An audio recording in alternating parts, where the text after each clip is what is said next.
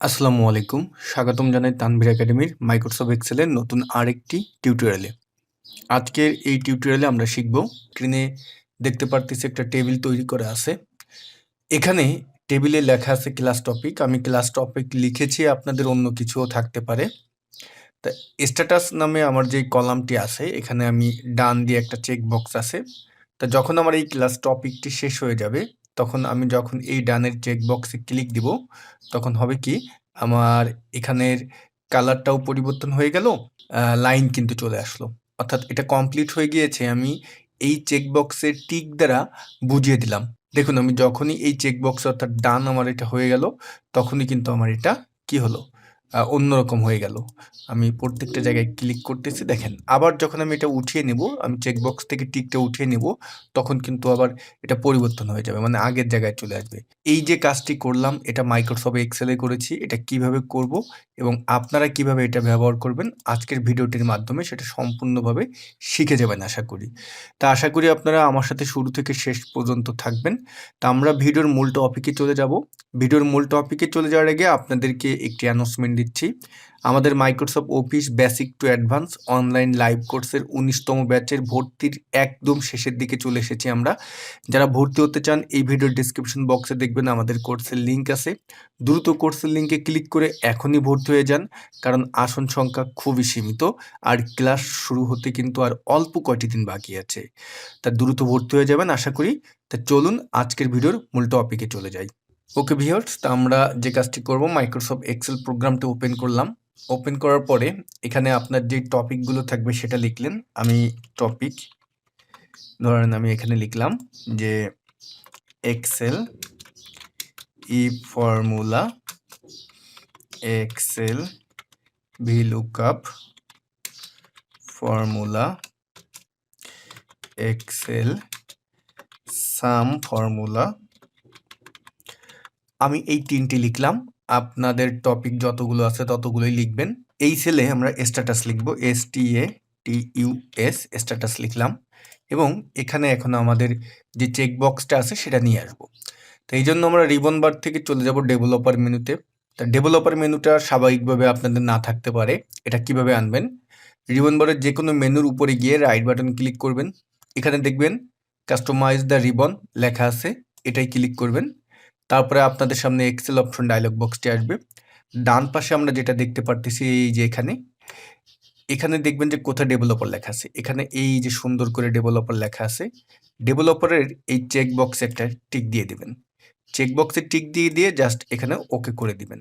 তাহলে হবে কি, আপনার ডেভেলপার মেনুটা রিবন বারের এখানে চলে আসবে। এখন আমরা ডেভেলপার মেনুতে ক্লিক করলাম। ডেভেলপার মেনুতে ক্লিক করার পরে আমরা এই যে ব্যাগের মতো একটা আইকন দেখতে পারতেছি, ইনসার্ট নাম, এটার এই অ্যারোতে ক্লিক করবেন। এখান থেকে এই যে একটা টিক দেওয়া মাউসের কার্সারটি নিলেই আমরা এখানে চেকবক্স নাম দেখতে পাচ্ছি। তা আমরা এটাই ক্লিক করব। ক্লিক করলে মাউসের কার্সারটির একটা পরিবর্তন আসবে পয়েন্টারের, এভাবে টেনে এঁকে নেন। তারপর দেখবেন এরকম চেকবক্স লেখা দিয়ে এরকম একটা চেকবক্স চলে আসবে। আমরা এটাকে সিলেক্ট করে রাইট বাটন ক্লিক করব, এডিট টেক্সট লিখব এবং এই যে টেক্সটটা আছে এর আগে আমাদের মাউসের কার্সারটার যে সিলেক্টটা সেটা চলে এসেছে। আমরা কিবোর্ডের রাইট অ্যারো বাটন প্রেস করে আমরা একটা লাস্টের দিকে যাচ্ছি। গিয়ে আমরা আস্তে আস্তে যে কাজটি করব, ব্যাক স্পেস দিয়ে এটাকে আমরা ডিলিট করে দিলাম। ডিলিট করে দিয়ে এখন আমরা এখানে লিখব যেটা আপনি লিখতে চান। আমি লিখব DONE, ডান লিখলাম। আপনারা অন্য কিছু লিখতে পারেন। ওকে, ডান লেখার পরে এখন এটাকে আমরা যে কাজ করব, সিলেক্ট করে নিচে যতগুলো টপিক থাকবে সেই টপিকগুলো পর্যন্ত আপনি এটাকে নামিয়ে দেবেন। তা আমরা এটাকে কীভাবে সিলেক্ট করব, আমরা স্ট্যাটাস যেই সেলটি আছে এটা সিলেক্ট করে কিবোর্ডের ডাউন এরো বাটনটি প্রেস করলাম, নিচে চলে আসলো এবং এই কর্নারে মাউসের কার্সারটি নিলেই আস্তে এইভাবে নিচ পর্যন্ত নিয়ে আসবেন। দেখেন এখন কিন্তু আমাদের এটা ঠিকমতো আছে এবং আমরা একটু এটার পজিশনটা ঠিক করে নিব। এজন্য কিবোর্ডের কন্ট্রোল বাটন প্রেস করে এক একটাকে আপনি সিলেক্ট করেন, করে কিবোর্ডের আপ এরো বাটনটি প্রেস করে আমরা একটু পজিশনটা ঠিক করে নিলাম। ওকে, এখন আমরা যদি এই ডানে ক্লিক করি, চেকবক্সে টিক হচ্ছে, বাট আমাদের যেই আসল কাজটা সেটা কিন্তু হচ্ছে না। তা এই চেকবক্সটাকে আমরা যেটা করব, এটার ভিতর একটা পরিবর্তন আনবো। এই জন্য যে কাজটি করবো, চেকবক্সটাকে সিলেক্ট করে রাইট বাটন ক্লিক করবেন, ফরম্যাট কন্ট্রোল নামে নিচে দেখবেন লেখা আছে, এটাই ক্লিক করবেন। এখন ফরম্যাট কন্ট্রোল ডায়লগ বক্স আসবে, এখান থেকে সেল লিঙ্ক, এই সেল লিঙ্কে গিয়ে আমরা যে কাজ করব, এটাকে লিঙ্ক করব। তা লিঙ্ক করব কোনটার সাথে? লিঙ্ক করব আমাদের ডানটা যেই সেল নাম্বার আছে সেই সেল নাম্বারেই আমরা এটাকে লিঙ্ক করব। তা ডানটা আসে গিয়ে হলো C3 সেল নাম্বারে, তা এখানে আমরা লিখব C3 দিয়ে আমরা ওকে দিলাম। ওকে দিলে এখন যেটা হলো যে দেখেন, আমি চেকবক্সে ক্লিক করলে আমার এখানে কিন্তু ট্রু আসতেছে, অর্থাৎ এটা ট্রু, না ক্লিক করলে ফলস আসতেছে। কিন্তু এটা আমরা বোঝা যাচ্ছে যে আমার এটার পিছনের এই সেলটাতে ট্রু ফলস লেখা আসতেছে এটা। তা এই জন্য আমরা যে কাজটি করবো, যেহেতু আমাদের এটা সেলে লেখা আসতেছে, আমাদের টেক্সট বক্সের ভিতরে না, কিন্তু আমাদের যেই চেক বক্সটা নিছিলাম সেইটার ভিতরে না। সুতরাং আমরা এইখানে এই প্রত্যেকটা যতটুকুনি আপনি এই চেকবক্সটা ব্যবহার করবেন ততটুকুন রেঞ্জ, মানে ততগুলো সেল সিলেক্ট করে আমরা যে কাজটি করব, হোমে গিয়ে এটার ফন্ট কালারটা করে দেন সাদা, তাহলে আর কিন্তু দেখাবে না। এখন আপনি যতই ক্লিক দেন দেখাবে না।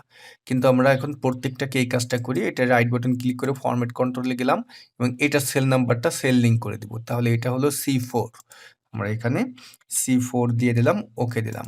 তারপর এটাই আমরা সিলেক্ট করে রাইট বাটন ফরম্যাট কন্ট্রোল, এখানে গিয়ে আমরা এটার সেল নাম্বার হলো C5 দিয়ে দিলাম, ওকে। আমাদের এখানের কাজ শেষ, দেখেন ডান। কিন্তু আমি যেটা বললাম যে ভুলেও যেন কখনো দেখেন, এখানে গিয়ে যদি আমি এখন ফন্ট কালার যদি ব্ল্যাক করে দিই, তাহলে হবে কি, আমার যেই সেলের যে ফন্টটা আছে পিছনে যেটা আছে ট্রু ফলস, এটাকে কিন্তু কল করতেছে। তা এটা কি করব, আমরা ফুল সিলেক্ট করে ফন্ট কালারটা করে দেবো সাদা, তাহলে আর কিন্তু আমাদের এটা দেখাবে না যখনই ক্লিক করব। ওকে, এখন এই প্রথমটায় টিক রেখে আমরা যে কাজ করব, আমরা টপিকের ফুল রেঞ্জটা সিলেক্ট করব। সিলেক্ট করে হোম মেনু থেকে আমরা কন্ডিশনাল ফরম্যাটিং এই টুলটায় যাবে, এখানে ক্লিক করব, নিউ রুলে ক্লিক করবেন। নিউ রুলে ক্লিক করলে আমাদের সামনে নিউ ফরম্যাটিং রুলের ডায়লগ বক্স আসবে।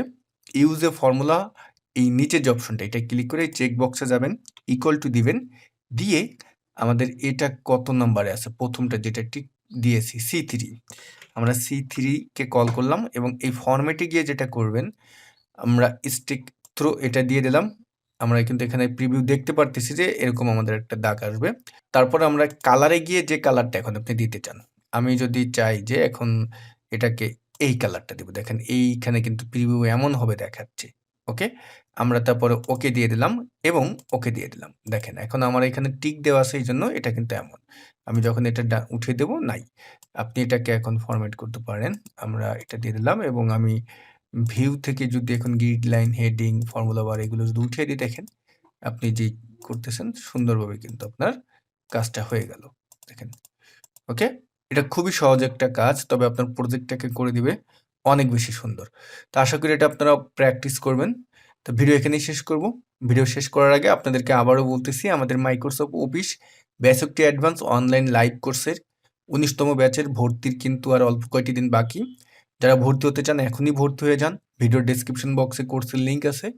আর আপনি এই কোর্সটি করলে আপনাকে গ্যারান্টি দিয়ে বলতে পারি, এক্সেল আপনার কাছে পানির মতো সহজ হয়ে যাবে, যদি আমাদের কোর্সটি আপনি শুরু থেকে শেষ পর্যন্ত মনোযোগ দিয়ে করেন। ওকে, তো সবাই ভালো থাকবেন, আল্লাহ হাফেজ।